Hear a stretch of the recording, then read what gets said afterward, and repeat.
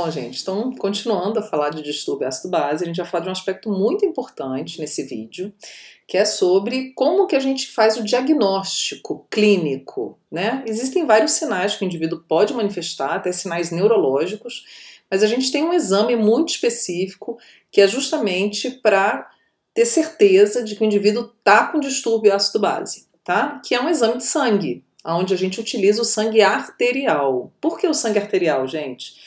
Então, o sangue arterial é aquele sangue que vai ser, vamos dizer assim, produzido, né, no tecido pulmonar, né, onde a gente vai ter ali a transformação do sangue venoso para o arterial, né, sai CO2, entra oxigênio e forma esse sangue. Então, a partir do sangue arterial, a gente sabe como é que está, por exemplo, a função pulmonar de ventilação. Então, a gente tem uma ideia de como é que estão os gases nesse sangue, né? Então, a gente faz essa análise do sangue arterial que a gente chama de gasometria, que é justamente para avaliar as moléculas gasosas, mas não só elas. A gente avalia outras moléculas também através da gasometria, tá ok? Então, normalmente é feita a coleta através de uma punção de uma artéria, né? Se utiliza muito, como está nessa imagem aqui, a artéria chamada artéria radial, que é essa artéria que vem aqui nessa, né, que pega na linha do dedão aqui, ó, para baixo, né? Então a gente vai ter ela começando aqui no punho e vindo, né? Na realidade, ela termina no punho, né? Ela não começa. Ela termina aqui porque ela vai vir trazendo sangue arterial do coração e tal, e vai chegar até aqui no punho. Tá? Então, normalmente esse é o ponto de coleta da radial, porque é o ponto mais superficial dessa artéria, tá bom? Depois ela fica mais profunda aqui. Então, é um dos acessos arteriais que são utilizados, mas a gente tem também a artéria femoral, que pode ser usada, e em situações muito extremas, a artéria carótida, que está no pescoço. A femoral, o acesso é na região da virilha. Então, se faz a punção de artéria, existe toda uma técnica, né? Tem que ter muito cuidado. A artéria, o sangue está com pressão muito elevada, então qualquer dano pode levar a uma hemorragia muito extensa. Depois de perfurar a artéria, tem que ficar ali pressionando um tempo para segurar esse sangramento. Enfim, então esse sangue é coletado, né? A gente só coleta sangue arterial para fazer esse exame, tá, gente? Normalmente, exames de sangue de rotina é sangue venoso que se utiliza. Tá? Então a gente vai ter então o sangue coletado e aí esse sangue depois ele é colocado numa máquina onde é feita a leitura de diversos parâmetros, como está aqui nesse monitor, tá vendo? A gente tem pH, gás carbônico, oxigênio, sódio, potássio, a gente ainda vê eletrólitos aqui também. Tá ok? Bom, então é feita a leitura e aí a partir daí você sabe se vai estar dentro daqueles parâmetros, né, ideais, se a pessoa está com algum problema com relação a controle de pH. Bom, então vamos falar um pouquinho mais aqui dos parâmetros que são avaliados na gasometria. Então a gente vai ter, a primeira coisa, o pH, que é para ver como é que está o pH do indivíduo, ele está com algum distúrbio ácido-base ou não. Então o valor de referência de pH, a gente já comentou, é entre 7,35 a 7,45, tá? Então estando dentro desse intervalo, o pH da pessoa está ok, está normal, não está com problema nenhum. Abaixo de 7,35, aquilo que a gente falou, acidose, acima, alcalose. Uma outra coisa que é lida na máquina, né, que é aferida, é a chamada PaO2, que é a pressão arterial, esse Azinho minúsculo é de arterial, do oxigênio. Então, é a pressão do oxigênio no sangue arterial. Então, ela é dada diretamente, ela vai ser determinada pela concentração do oxigênio. Então, normalmente ela fica entre 80 a 100 milímetros de mercúrio, tá? E tem uma variação por idade e tal, tem um cálculo que se faz em relação a isso também.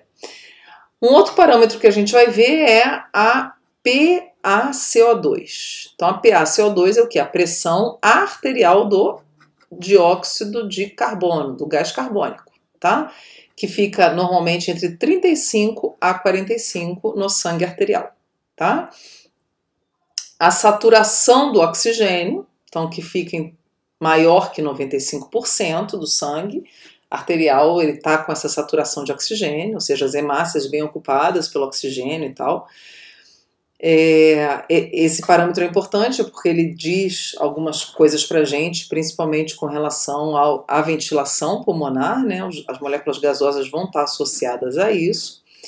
Aqui o bicarbonato, gente, 22 a 28 miliequivalentes por litro, e o BE, o que é esse BE? Base excess, ou seja, excesso de bases. Se a gente tiver essas bases num valor menor que -2, ou seja, negativa, significa que o corpo está perdendo base. Se ele tiver maior que +2, significa que o corpo está segurando base. Tá? Então são esses os principais parâmetros para fazer diagnóstico de distúrbio ácido-base. Não são os únicos, mas são os principais. Bom, então vamos entender um pouquinho aqui, ó. Então a gente já sabe que os distúrbios são acidose e alcalose, beleza. E a gente sabe que podem ter duas origens principais, que é respiratório ou metabólico, ou a pessoa pode apresentar os dois problemas, que daí a gente teria um distúrbio misto. Então eu vou apresentar aqui, gente, para vocês um exemplo, uma maneira simples e fácil de fazer essa distinção entre os tipos de distúrbios ácido-base, tipos e subtipos. Saber reconhecer a acidose, saber reconhecer a alcalose, saber se é respiratório ou metabólico. A gente vai fazer isso através utilizando dois parâmetros avaliados na gasometria, tá? Que é o pH, então os valores de referência aqui, ó, e o PaCO2. Belezinha? Então vamos ver aqui, olha só. Então, essa é uma forma simplória, a gente vai ver depois de uma forma mais complexa, tá? Então é assim, ó. Então vamos imaginar que o indivíduo fez a gasometria e lá na gaso dele a gente viu um pH de 7,6 e uma PaCO2 de 60. O que isso significa, gente? Então, o pH, olha lá, 7,6, a referência é 7,35 a 7,45, então 7,6 significa que ele está alto, né? Então, esse pH está alto. Então, ele já indica pra gente o quê? A alcalose, né? Ele está acima do limite máximo aqui, que é 7,45. Beleza. A PaCO2, como é que tá, gente? Ó, 60. A PaCO2 deve ficar entre 35 e 45. Então, a PaCO2 também está alta, né? Então, olha lá, tá alto. Só que é o seguinte, a gente sabe que o CO2 ele é formador de ácido. Quando ele tá alto, normalmente a gente tem quadro de acidose, porque ele forma um ácido carbônico. Mas aqui o pH não está ácido, o pH está mais alcalino. Por isso que a gente diz que é alcalose. O que define se é alcalose ou acidose é o pH, tá? Beleza. Mas a PCO2 está 60, então não está batendo. Que coisa esquisita isso. Então isso aqui vai ser uma alcalose do tipo metabólica. Mas por que a PaCO2 aí está alta, gente, mesmo sendo num quadro de alcalose? Então não é o gás carbônico que está produzindo essa alteração ácido-base, tá? Esse distúrbio ácido-base não tem nada a ver com CO2, porque ele está alto. Ele teria que estar puxando esse pH para baixo. Aqui o que? É uma situação de compensação. O organismo está buscando uma compensação do pH. Como? Segurando mais gás carbônico, reduzindo a ventilação para tentar segurar esse pH que está subindo por uma outra causa. Então, se não é respiratório, é metabólico, né? E aí depois tem que se investigar qual é a causa, se é renal, se é um metabolismo, se é uma diarreia, o que que é, para poder se tratar a doença de base, né?